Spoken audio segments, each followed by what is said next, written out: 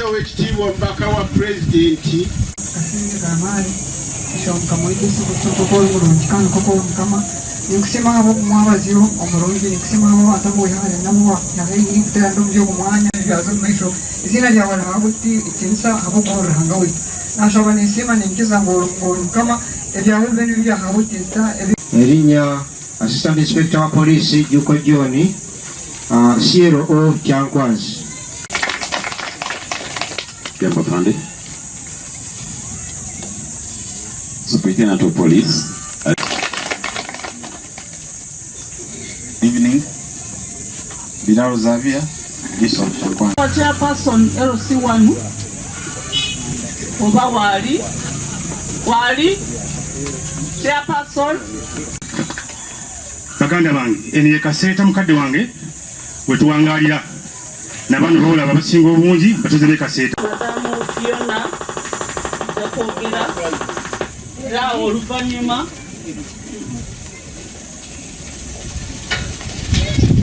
asitukirawo abadde programu mpanvu nyaga nti abakuuma ddembe mwenna nze wano ofuna emirimu naye kino kiveemu kigenda kuleetera obuzibu ne bwe naabasajja ajja kikola era omwami oyo yakola bwenkanya n'addayo omubalangizi ne bakola gye bakola nze nakomaawo olw'okuba na protocol obuzaabu mutuule LC5 ne tiimu ye LC3 ne tiimu ye LC1 kakati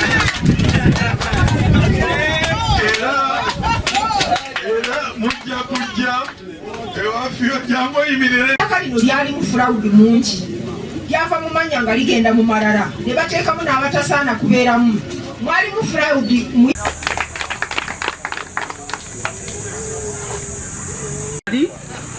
wali basebo nsaba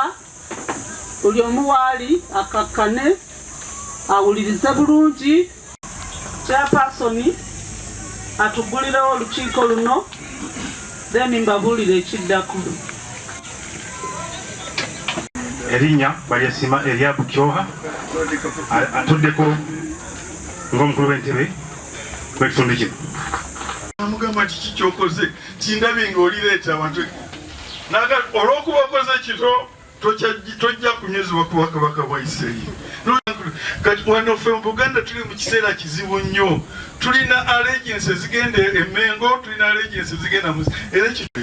nye bwe mpulidde ekyo ningaka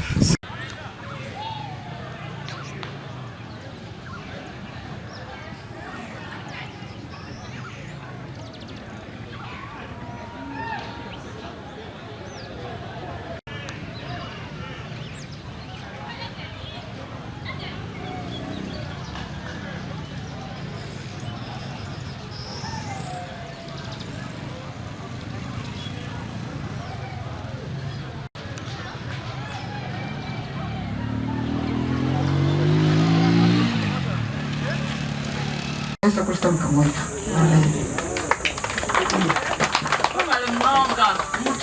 mutalere engalo z'amaanyi kansaba tutuuleko onalebe wano tulina Emmanuel, DPC Kyankwanzi. Thank you. Evening. Bilal Zavia, Bishop Kyankwanzi.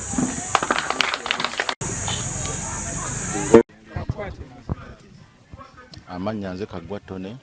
mbeera Kiboga. Nalina omwami gwenkanikira emmotoka mu 2000. Namukanikira emmotoka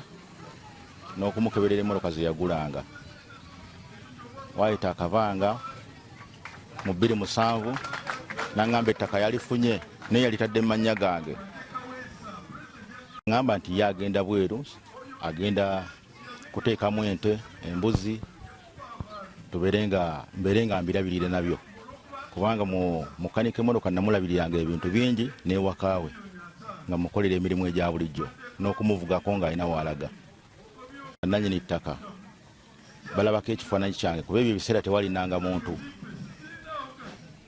ne bambuuza nti gwe ssebo wajja otya mu kika kyaffe ate tulabako kifaananyi kyo tulabako gwa administrator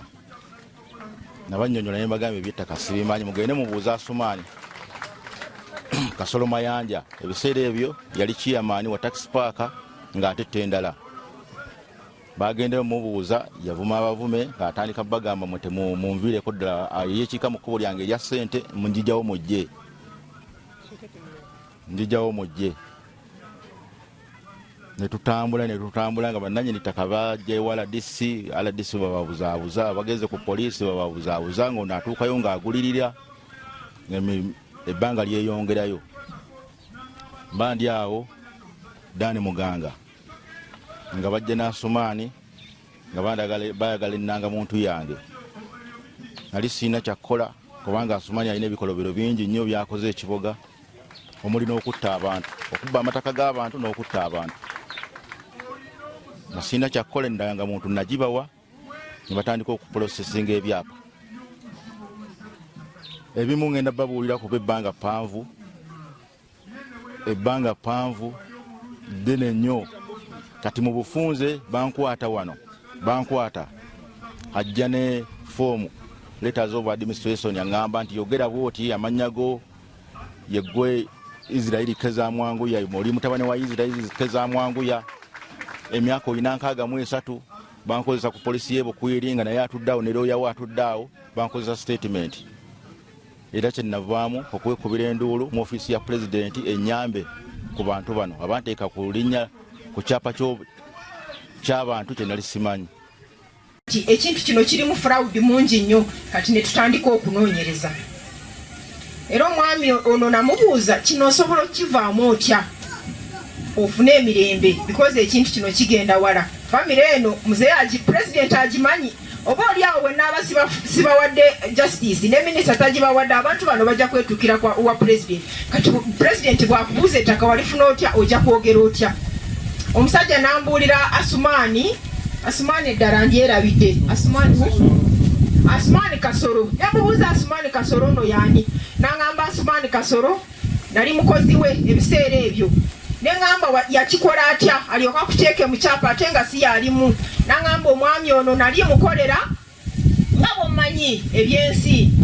nankozesa nga sibitegeera obusente nampaayo obwali awo naye nze saamanya nti byali mu kunkozesa nsobi naŋŋamba ŋŋenda bweru ettaka lino njagala libeere mu mannya go bwe ŋŋenda bweru mba njagala olitunde onsindikireko ku ssente n'amuwa ebisitole ebiri awo olinakkiriza ng'omuntu gwe bawadde kasente ate ono mukama we naye nga takimanyi nti ekintu kino ono omusajja alina fulawudu gw'ayisaawo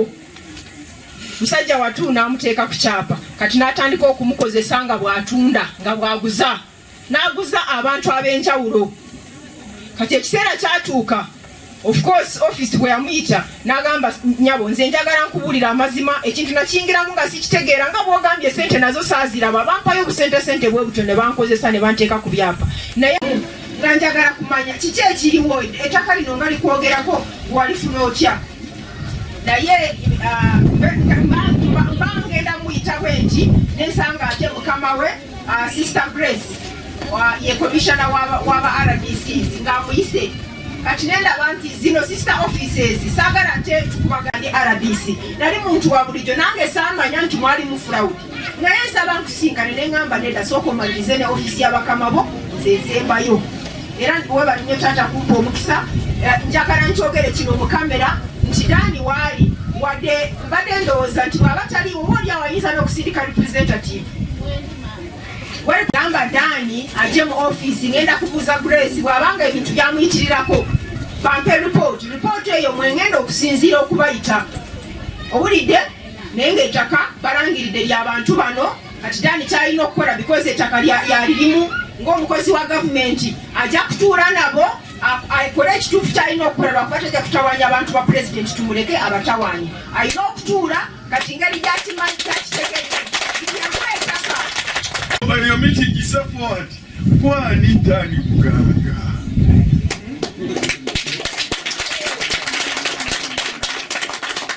Olina omusango gwa Naggomola gwe senta y'obuzibu obuzze ku ttaka lino olina omukisa okunnyonnyola naye ne weeraga nga bw'ali omulungi ennyo nga tewanabaawo ttaka after all nali ntunda ettaka ndaze nentunza gundi nga sinaba nakubeera DC n'olwekyo ate tujja mukwata RDC ono ajja kubuulira emirimu gye 95% giri ku ttaka. Kakati gwe bw'oba omanyi nti oli land broker omulimu gw'okutunda ttaka oba RDC tojja, oba oli mugaga nnyo gwe trader gamba nti ekifo weebale kukimpa muzeeyi naye ebintu byengenda kukolamu bya ttaka oba RDC tisijja kusobola ndi mbuzi toyinza ensabonation n'abatu. Kakati ebigambo bya Kinyira family Yakobo Kinyira tukoze investigation twali ludawa twali eri ne bajjawo ne tugamba ati katukole thorough investigation olw'obudde tugikoze. Omwabuzi wa assistant wa president abategezeza details mu details entonotono njagala okukirangira wano ettaka lya Kinyarwa kakati limuddire olwali ekibanja kyange tekikwatibwako ojja kupuuta kukola ki. Number 4 oli bwagaana willing buyer willing seller era ekyo kyenagamba eri onooni waliyo omwami ate yali mukulu nnyo mu Engineer Kaweesa yali treasurer akubye abantu bonna ng'aleeta obupapula nti laba nabasayininga basayininga nti mbasasudde bwe lyalinga weeriri jajjaffe 27 bwe bajja agamba nti ettaka ye era n'atugobako ettaka lyeffe n'alikolaki eyatugobako yalinga yeetumye erinnya Asumani Kasolo yeyetereka mu kintu ekyo n'aguza Adani Muganga abali okwo abakolerako ebintu byabwe era ne twekubira omulanga kwa jjajjaffe yagamba nti nze ebintu ebyange mwanidde gavumenti okujja mu buyinza ate era kuganga bigaanyi gavumenti eyingiranga mu nsonga zino ebintu byange ebitereezebwa era twekubira omulanga wa pulezidenti naye ne tuguwako wetukolaki wetuyita paka bwe twatambula uyo netugenda ewa sister Blessako netwekubira omulanga paka wetutambuza ensonga zino wa madamu Fiona Birungi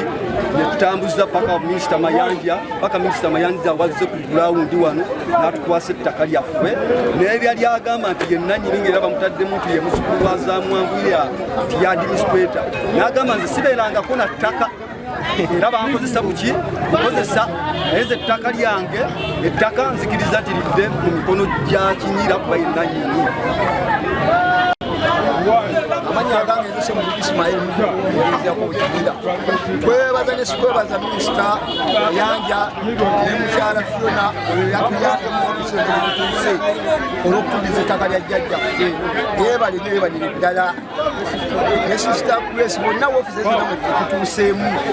wabula era kye tusaba ekirala abantu abo okulaba nga bakwasira mikono egy'ekyuma okubakola ki okubajjamu. Twebaza ne President Museveni olw'okuteekawo akakiiko ne Minister okutuyamba ku ettaka abanene bonna abadde batakwatibwako okulaba nga bakola ki bakwatibwako kati be baali abo bonna abaguzibwako